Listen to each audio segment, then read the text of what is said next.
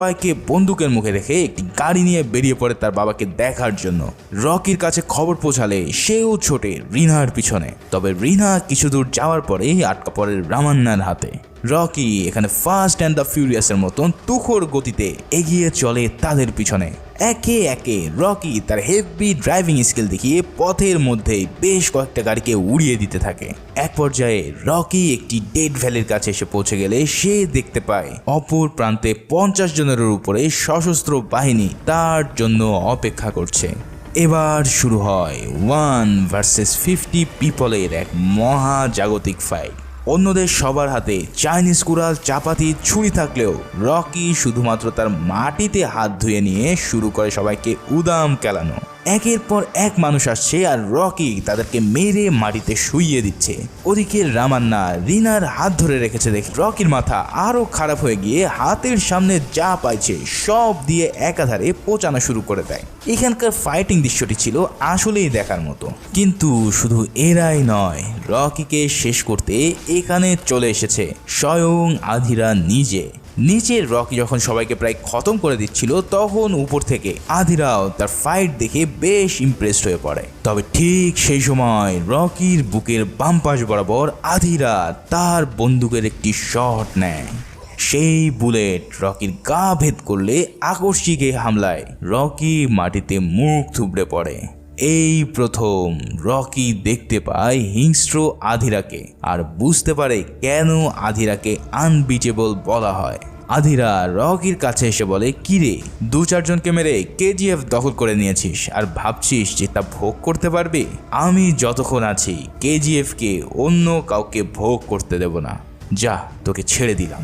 তোর লোকজনের তো তোর উপরে অনেক ভরসা, তাই না? এবার তোর এই রক্ত মাখা দেহ দেখে তাদের সব মনোবল ভেঙে চুরমার হয়ে যাবে আর তারাও বুঝতে পারবে তুই একটা সাধারণ রক্তে মাংসে করা মানুষ ছাড়া আর কিছুই না। এই বলে আধিরা রিনাকে সহ রকিকে পাঠিয়ে দেয় কেজিএফ এ। এদিকে রকির এই অবস্থা দেখে পুরো কেজিএফবাসী একদম ভেঙে পড়ে। তারা এতদিন রকিকেই ভাবত সবচেয়ে শক্তিশালী ব্যক্তি হিসাবে, কিন্তু রকির এমন মুমূর্ষ অবস্থা দেখে সবাই থ বনে যায়। সবাই ভাবতে থাকে কে এখন তাদেরকে বাঁচাবে এই জালিম আধিরার হাত থেকে।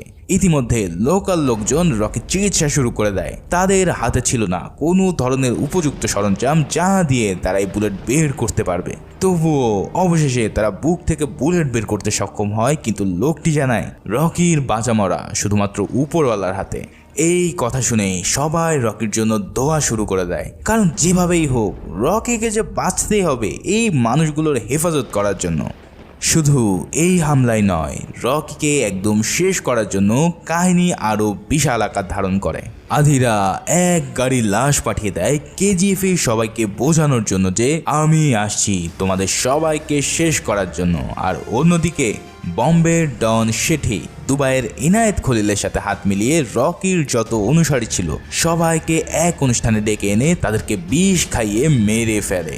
সেই সাথে পুরো পশ্চিম ভারতের সব শহরে রকির যত লোক ছিল সবাইকে একদিনের মধ্যেই মেরে ফেলে রকির চিহ্ন সে একদম ধুলোয় মিশে দেয়।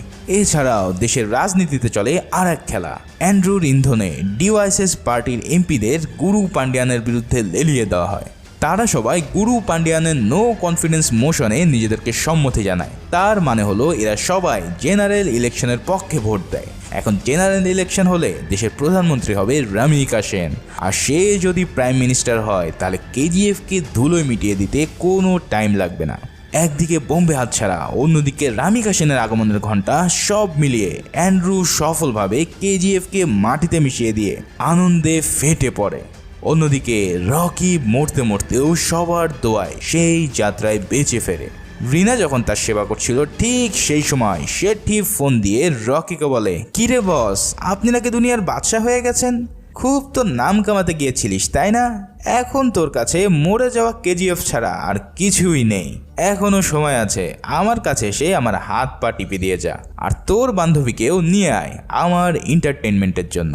এসব কথা শুনে রকির চোখ একদম লাল হয়ে যায়।